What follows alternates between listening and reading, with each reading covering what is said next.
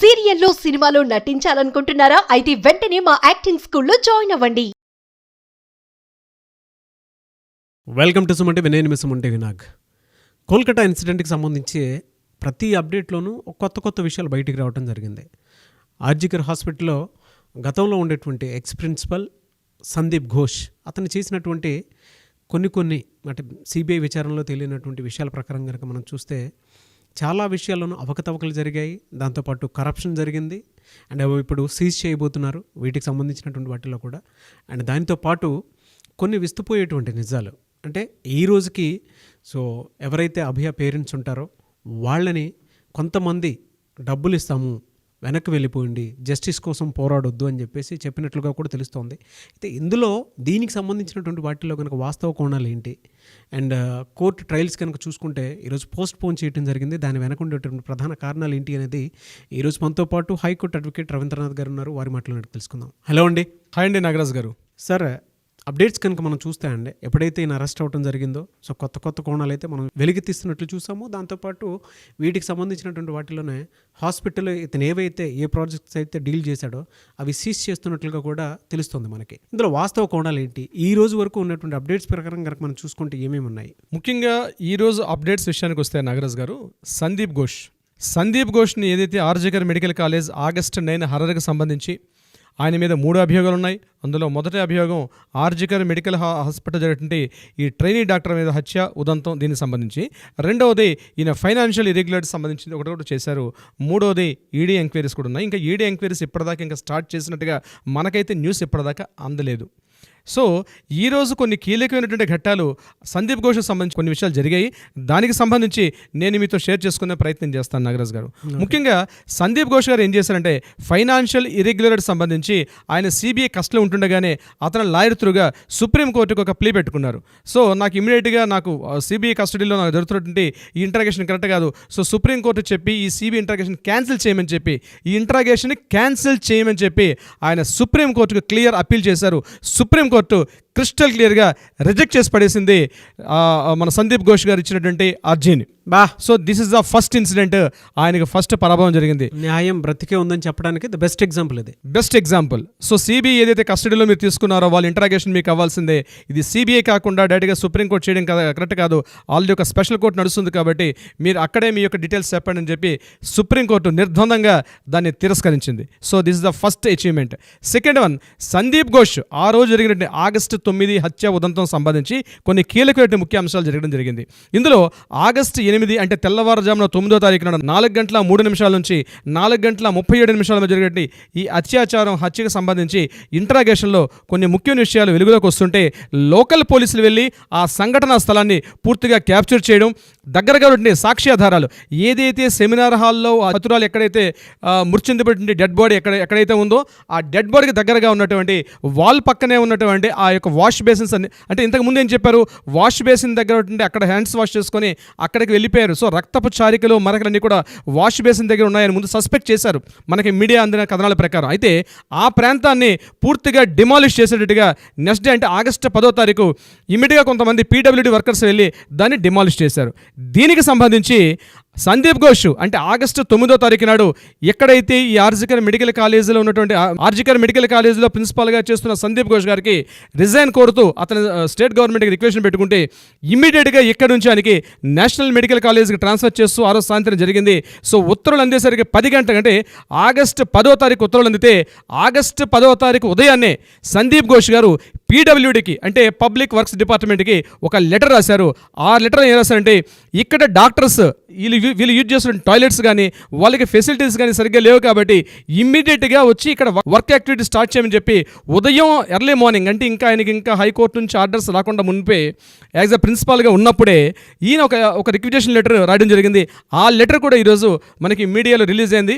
వీలైతే మనం ఈ లెటర్ని కూడా ఈరోజు ఇందులో మన వీడియోలో పక్కన పోస్ట్ చేసే ప్రయత్నం చేయండి నాగరాజ్ గారు. Sure sir. సో దీనికి సంబంధించి ఇక్కడ కాంట్రడిక్షన్ ఇమీడియట్గా సిబిఐ వాళ్ళు చేసిన ఇంటరాగేషన్ ఏంటంటే, ఎందుకు మీరు ఇమ్మీడియట్గా ఆల్రెడీ ఒక హత్య జరిగింది, మీడియా ఉంది, ఇంత హడావుడి ఒక డ్రాస్టిక్ అంటే ఒక భయంకరమైన ఒక దుర్ఘటన జరిగిన సమయంలో మీరు ఇంత అత్యవసరంగా మీ రిజిగ్నేషన్ లెటర్తో పాటు అత్యవసరంగా మీరు ఎందుకు పీడబ్ల్యూడీ వర్క్స్కి మీరు ఎందుకు లెటర్ రాశారు?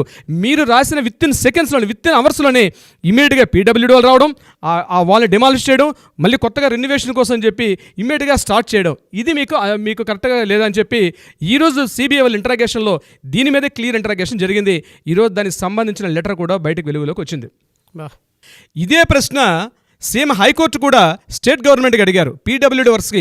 ఈరోజు అక్కడ west Bengal chief justice, high court chief justice గారు సూటిగా మమతా బెనర్జీ గవర్నమెంట్ కూడా అడిగారు, పీడబ్ల్యూడీ వర్క్స్ డివిజన్కి అడిగారు. అంటే గవర్నమెంట్ ఆఫీసులో ఉన్నటువంటి ఎటువంటి ఈ వర్క్స్ అండ్ డిపార్ట్మెంట్కి ఒక ప్రత్యేక శాఖ ఉంటుంది, దాన్ని పీడబ్ల్యూడీ డిపార్ట్మెంట్ అంటారు. సో పీడబ్ల్యూడీ డిపార్ట్మెంట్ వారికి సూటిగా ఒక ప్రశ్న వేశారు, మీరు డిస్ట్రిక్ట్ కాంప్లెక్స్లోకి వెళ్ళండి, జ్యుడిషియల్ కాంప్లెక్స్లు అంటే ప్రతి జిల్లాలో కాంప్లెక్స్లకు వెళ్తే అక్కడ మహిళలు వెళ్ళడానికి కావాల్సినటువంటి ముఖ్యంగా టాయిలెట్ రూమ్స్ కానీ రెస్ట్ రూమ్స్ కానీ ఎక్కడ క్లియర్గా ఉండవు. మీకు ఇన్ని సంవత్సరాల నుంచి మీకు పట్టనటువంటి మీ డిపార్ట్మెంట్కి ఇమ్మీడియట్గా ఎప్పుడైతే ఇతను లెటర్ రాశారు సందీప్ ఘోష్ గారు, విత్ ఇన్ ఫ్రాక్షన్ ఆఫ్ మినిట్స్లో, విత్ ఇన్ ఫ్రాక్షన్ ఆఫ్ అవర్స్లో ఇమ్మీడియట్గా మీరు వెళ్ళి ఆ వర్క్ని ఎట్లా టేకప్ చేశారని హైకోర్టు చీఫ్ జస్టిస్ గారు సూటిగా మమతా బెనర్జీ గవర్నమెంట్కి పీడబ్ల్యూడీ డిపార్ట్మెంట్కి కూడా సూటిగా ప్రశ్న వేయడం ఒక ఇంత ఆశ్చర్యాన్ని కూడా గురి చేసింది నాగరాజ్ గారు. అంతే కదా సార్, మరి ఎలా చేశారు, సడన్గా ఎందుకు చేశారు అనేటువంటి ఆలోచనలు ఎవరికైనా రేకెత్తిస్తాయి. అలాంటిది హైకోర్టు క్వశ్చన్ చేయడంలో తప్పే ఉంది. Exactly. So Sandeep Ghosh already కస్టడీలో ఉన్నారు. ఏదేమైనప్పుడు కూడా కొన్ని లక్షల మంది మెడికోస్, హెల్త్ వర్కర్స్ వీళ్ళందరికీ ఒక మిలీనియం క్వశ్చన్, వాళ్ళ మెదడును తొలిచిస్తున్న ప్రశ్న. ఎందుకంటే సంఘటనలో జరిగింది యాక్చువల్గా ఒక సామూహిక హత్యాచారం జరిగిందా లేకపోతే రేప్ అండ్ మర్డర్ జరిగింది, ఈ విషయం మీద కొన్ని లక్షలాది మంది వెస్ట్ బెంగాల్ రోడ్ల మీద రాత్రి పగలు లేకుండా డే అండ్ నైట్ అక్కడ వాళ్ళు సామూహికంగా నిరసన, అతి శాంతియుతంగా నిరసన చేస్తుంటే దానికి సంబంధించి సందీప్ ఘోష్ మీద ఇప్పటిదాకా ఎఫ్ఐఆర్ నమోదు కాకుండా కేవలం ఇంట్రాగేషన్ తోటే తాత్సారం చేస్తున్నారు తప్ప ఎందుకు ఎఫ్ఐఆర్ నమోదు చేయలేదు, ఎందుకు అరెస్ట్ చేయట్లేదు అని ఇప్పటికి కూడా క్వశ్చన్స్ వస్తుంది. ఇప్పటికీ దాని హైకోర్టు సమాధానం చెప్పట్లేదు. సో ఈరోజు సుప్రీంకోర్టు ఇమీడియట్గా తన యొక్క ఈరోజు ట్రయల్స్కి, ఈరోజు సుప్రీంకోర్టు ట్రయల్స్ సంబంధించి తన డేట్ని పోస్ట్ పోన్ చేసింది. But end of the day ఎప్పుడు డేట్ ఇస్తారు? బట్ ఆ రోజు డేట్ ఇచ్చినప్పుడు కూడా సుప్రీంకోర్టు ముందున్న ఏకైక ప్రశ్న ఎఫ్ఐఆర్ ఎందుకు నమోదు చేయలేదు, ప్రతి ఒక్కరికి వస్తున్న ప్రశ్న. సామాన్యంగా మన వీధిలోనో మన వాడలోనో లేకపోతే ఎక్కడైనా చిన్న గలాట అయితే ఇమ్మీడియట్గా తీసుకెళ్ళి ఒక చిన్న చీటింగ్ కేసుని పెట్టి ఎఫ్ఐఆర్ నమోదు చేసి ఇమ్మీడియట్గా కస్టడీలో తీసుకుంటారు. కానీ అటువంటిది ఇక్కడ ఎందుకు జరగట్లేదు అంటే Mamata Banerjee government even though సిబిఐని కూడా ఇన్ఫ్లుయెన్స్ చేస్తుందా అని వేళ్ల మెదలను తొలిచేస్తున్న ప్రశ్న ఇది. ఉండగా నాగరాజ్ గారు, దీనికి సంబంధించి ఈరోజు అప్డేట్స్లో భాగంగా మరొక కీలకమైన ఘట్టం నమోదు చేసుకుంది. అదేమిటంటే బాధితురాలు తరపునటువంటి పేరెంట్స్, నిరసనకారులు వెస్ట్ బెంగాల్లో శ్యామ్ బజార్ నుంచి, ముఖ్యంగా శ్యామ్ బజార్ అయితేనేమి లాల్ బజార్, ఈ ప్రాంతాల్లో కొన్ని వందల వేల మంది అక్కడ నిరసనకారులు ప్రొటెస్ట్ చేస్తూ ఉంటే, ముఖ్యంగా పోలీస్ హెడ్ క్వార్టర్స్ ముందర అంటే సిపి ఆఫీస్ ముందర వీళ్ళందరూ ప్రొటెస్ట్ చేస్తుంటే వాళ్ళకి సంఘీభావంగా విక్టిమ్ యొక్క పేరెంట్స్ ఆ ప్రాంతానికి వెళ్ళి వీరి కూడా నిరసనలు తెలపడం జరిగింది. అయితే ఇక్కడ విక్టిమ్ యొక్క పేరెంట్స్ మాట్లాడుతున్నట్టుగా ఒక వీడియో వైరల్ అవుతుంది. అందులో విక్టిమ్ యొక్క తల్లిదండ్రులు ఇద్దరు కూడా మాట్లాడుతూ, ఏ రోజైతే ఆగస్టు 9వ తారీఖు నాడు ఏదైతే ఈ సంఘటన జరిగిందో, మా అమ్మాయిని పోస్ట్ మార్టం చేసిన తర్వాత క్రిమేషన్కి పంపించారు, మమ్మల్ని బిఫోర్ హాస్పిటల్ వెళ్ళేటప్పుడే 3 గంటల పాటు మమ్మల్ని అక్కడ వెయిట్ చేయించారు, మా అమ్మాయి యొక్క డెడ్ బాడీ కూడా మమ్మల్ని చూపించలేదు, డెడ్ బాడీ చూసిన తర్వాత మాకు అనుమానం జరిగింది, దాని తర్వాత మేము పోస్ట్ మార్టం రిఫర్ చేసాం, పోస్ట్ మార్టంలో చాలా అనుమానాలు ఉన్నట్టుగా పోస్ట్ మార్టం రిపోర్ట్ వచ్చింది, ఆమె యొక్క దేహం పైన 24 చోట్ల గాయాలు ఉన్నట్టుగా, టోటల్గా ఎక్కడెక్కడ డ్యామేజ్ అయిందో టోటల్గా క్లియర్ ఇన్ఫర్మేషన్ చెప్పారు. అయితే ఈ పోస్ట్ మార్టం అయిపోయిన తర్వాత క్రిమేషన్కి ఫార్వర్డ్ చేశారు. క్రిమేషన్కి ఫార్వర్డ్ చేసే టైంలో మధ్యలో west Bengal north DCP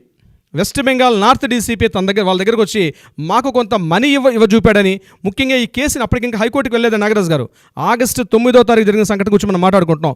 so ఈ కేసుని ఇక్కడే క్లోజ్ చేసేసేయండి, మీరు దీని విషయాన్ని పెద్దగా చేయొద్దు అని మాకు కొంత అమౌంట్ ఇవ్వడానికి ప్రయత్నం చేశారు నార్త్ డీసీపీ కలకటా అని చెప్పడం జరిగింది. ఆ వీడియోలో ఒక వైరల్ అవుతుంది దీనికి సంబంధించి. అయితే మేము ఆ అమౌంట్ని తీసుకోలేదు, మా అమ్మాయినే మాకు చూపించకుండా మమ్మల్ని ఇంత ఇబ్బంది పెట్టారు, అసలు మీ మనీ అవసరం లేదని చెప్పి రిజెక్ట్ చేశామని చెప్పి దీని మీద హైకోర్టు ఇమీడియట్గా రెస్పాండ్ అవ్వాలని చెప్పి ముఖ్యంగా నిరసనకారులు ఈ యొక్క వీడియోను వైరల్ చేయడం కూడా జరిగింది. అంటే మమతా బెనర్జీ గవర్నమెంట్ ఏదైతే ఉన్నారో రాష్ట్రంలో ప్రతి ఒక్కరిని కూడా ఎక్కడెక్కడైతే ఇట్లాంటి సంఘటనలు జరుగుతుంటాయో బాధితుల తరపు కుటుంబీకులకు కానీ బాధిత తరపున బంధువులకు కానీ ఎంతో కొంత అమౌంట్ మొత్తాన్ని చూపించి వాళ్ళ నోళ్ళను అక్కడే నొక్కే ప్రయత్నం చేశారు.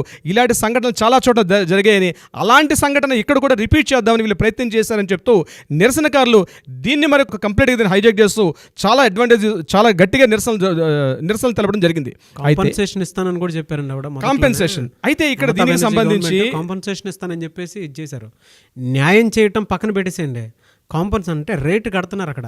అవునండి, జరిగిన సంఘటనకి అంటే వీళ్ళు యాక్చువల్గా ఏమనుకున్నారంటే మమతా బెనర్జీ గవర్నమెంట్ వాళ్ళు ఇది స్టేట్ పోలీస్ యొక్క ఆధీనంలోనే ఉంటుంది, ఇది సిబిఐ ఇంటరాగేషన్లోకి వెళ్ళదు అని వీళ్ళ ఆటలు సాగుతాయి అని చెప్పి అనుకున్నారు యాక్చువల్గా ఈ సంఘటనలు. ఎందుకంటే ఇంతకు ముందు కూడా ఇదే జరిగింది, హత్య సంఘటన జరిగింది, రేప్ అండ్ మర్డర్ అయింది, లోకల్ పోలీసులు లేరు, 12 గంటల్లోగా నిందితుడిని మేము అరెస్ట్ చేశాము. So it's my achievement.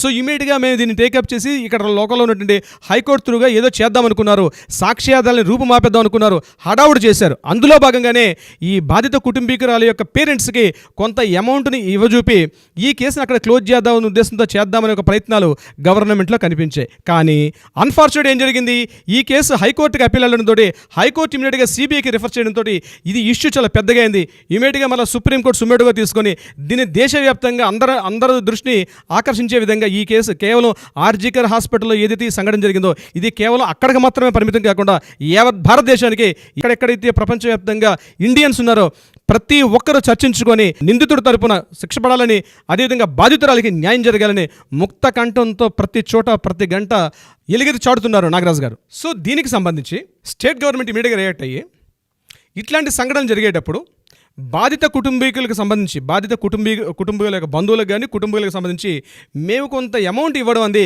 అది మేమే చేయట్లేదు, ప్రతి రాష్ట్రంలో చేస్తారు, ఇది ఒక ఆనవాయితీ కార్యక్రమం అంతే తప్పించి ఇక్కడ మేము కరప్ట్ చేయలేదు, మేము బ్రైబ్ చేయట్లేదు, మేము కాంపెన్సేషన్గా కూడా కట్టే ప్రసక్తి లేదు, కానీ ఇది చోట్ల ఒక ఆనవాయితీగా జరుగుతుంటుంది, ఇది మేము అమౌంట్ ఇస్తాము అని వాళ్ళు చెప్పడం జరుగుతుంది.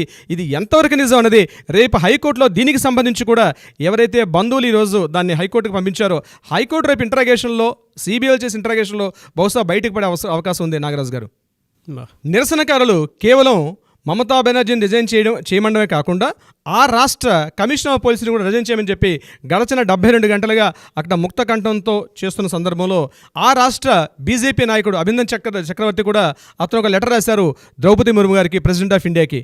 ఇతనికి ఆల్రెడీ ఇంతకుముందు రాష్ట్రపతి అవార్డు వచ్చింది. సో ఒక రాష్ట్రానికి సిపిగా ఉంటూ ఆర్జికర్ మెడికల్ హాస్పిటల్లో సాక్ష్యాధారాలను రూపుమాపడం కోసం చెప్పి గుంపు దాడి జరిగింది. 14వ తారీఖు ఉదయం కూడా జరిగింది ఆర్జికర్ మెడికల్ హాస్పిటల్లో. ఇతని హయాంలో సాక్ష్యాధారాలను రూపుమాపే ప్రయత్నం చేశారు. రాష్ట్ర ప్రభుత్వాన్ని కొమ్ము కాస్తున్నారు కాబట్టి ఇతనికి ఏదైతే రాష్ట్రపతి అవార్డు ఇచ్చారో ఈ అవార్డుని వెనక్కి తీసుకోమని చెప్పి ద్రౌపది ముర్ముకి ఆ రాష్ట్ర బీజేపీ నాయకుడిగా రాసిన లెటర్ కూడా ఉంది. అది కూడా మనం దీంతో పాటు రిలీజ్ చేద్దాం నాగరాజు గారు. Sure sir. ఇవన్నీ ఒక పక్క జరుగుతుండగా వెస్ట్ బెంగాల్లో సిబిఐ డిపార్ట్మెంట్ వాళ్ళు ఫినాన్షియల్ కరప్షన్స్ మీద ఏదైతే అలిగేషన్స్ మీద ఇతను ఎఫ్ఐఆర్ చేశారో దీనికి సంబంధించి సిబిఐ వాళ్ళు ఆర్జికర్ మెడికల్ కాలేజీలోకి ఈరోజు టోటల్గా ఒక 3 గంటల పాటు వెళ్ళారు. అక్కడ మానస బందోపాధ్యాయ ప్రెసిడెంట్ ప్రిన్సిపల్గా ఉన్నారు. టోటల్ అతని ఆధ్వర్యంలో టోటల్గా దీనికి సంబంధించి అంటే ఈయన పనిచేసినటువంటి సెప్టెంబర్ 2021 నుంచి ఆయన పీరియడ్ ఏదైతే ఉందో టోటల్ పీరియడ్లో ఈయన చేసినటువంటి ఆర్థిక అవకతవకలకు సంబంధించి ఎవరెవరికైతే టెండర్స్ ఇచ్చాడు, ఎవరెవరైనా లాలుచి పడ్డాడు, ఈ టోటల్ ఫైనాన్షియల్ రిపోర్ట్ అంతా కూడా ఒక సెట్ ఆఫ్ డాక్యుమెంట్స్ అన్ని తీసుకుని కూడా సిబిఐ వాళ్ళ ఆఫీస్కి వెళ్ళడం జరిగింది. దీనికి సంబంధించి ఈ రిపోర్ట్స్ అన్ని కలెక్ట్ చేసి సిబిఐ వాళ్ళు సుప్రీంకోర్టుకు ఫైనల్ రిపోర్ట్ ఇస్తారు. అది తొందరగా రావాలని కోరుకుందాం నాగరాజు గారు. డెఫినెట్గా అండి. We want justice, we demand justice. ఇవాళ మీరు చెప్పినటువంటి వాటిల్లో చాలా కీలక అంశాలు బయటపడ్డాయని చెప్పేసి చెప్పొచ్చు. ఎందుకంటే ముందు నుంచి స్టేట్ గవర్నమెంట్ చాలా ఈ కేసుని ఇన్ఫ్లుయెన్స్ చేస్తుందని చెప్పడంలో ఏమాత్రం సందేహం కూడా లేదు. ఎందుకు అనంటే ఆవిడే ముందు నుంచి కాంపన్సేషన్ లాగా ఇస్తాను అని చెప్పేసి ఆ కుటుంబానికి అని చెప్పేసి అంటున్నారు. దాని తర్వాత ఇది ఒక ఆనవాయితీ అని చెప్పేసి అంటూ ఉన్నారు. అంటే కథనాలు రకరకాలుగా విస్తృతంగా ప్రచారంలోకి ఉన్నాయి. అయితే ఏ రకంగా చూసుకున్నా కూడా సుప్రీంకోర్టు ఎప్పుడైతే సందీప్ ఘోష్ విషయంలో రిజెక్ట్ చేసిందో, అంటే ఈయన ఏ ప్లీ అయితే ఇవ్వటం జరిగిందో దాన్ని రిజెక్ట్ చేసింది కదా. సో అక్కడే తెలుస్తుంది అంటే స్టేట్ గవర్నమెంట్లో కొన్ని అవకతవకలు కూడా డెఫినెట్గా జరుగుతున్నాయి అనేటువంటి దానికి. సో మమతా బెనర్జీ పాయింట్లో నుంచి చూసినప్పుడు మాత్రం ఎంత కాదనుకున్నా అష్టదిగ్బంధం నుంచి జరుగుతోంది, నో డౌట్. దీనికి సంబంధించినటువంటి వాటిల్లో సో సుప్రీంకోర్టు నుంచి అయితే తగిన న్యాయం అయితే డెఫినెట్గా జరుగుతుంది. దీనికి సంబంధించి ఆమె యొక్క ఫొటోసు, ఆమెకి సంబంధించిన కొన్ని వీడియోసు సోషల్ మీడియాలో కంప్లీట్గా వైరల్ అవుతున్నాయి. కొన్ని పోర్న్ వెబ్సైట్స్ వాళ్ళు ఎస్పెషల్లీ ఎంత అనైతికం చూడండి. ఆ సంఘటన సంబంధించి కొన్ని వీడియోస్ ఏతో కొన్ని పిక్చర్స్ చేసి దాన్ని పోర్న్ వీడియోస్లో వైరల్ చేస్తున్నారు.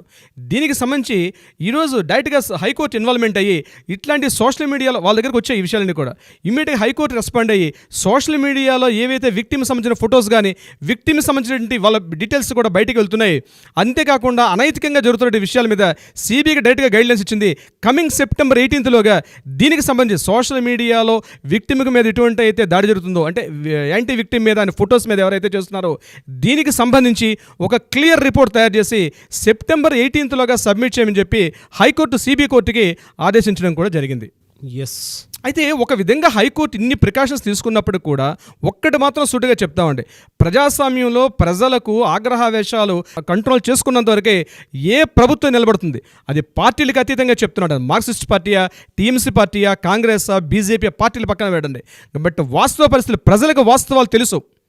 వాస్తవాలకు ప్రతిబింబిస్తున్నట్టుగా ప్రభుత్వాలు పనిచేయకపోతే భారీ మూల్యం చెల్లించుకోక తప్పదు. నాగరాజు గారు.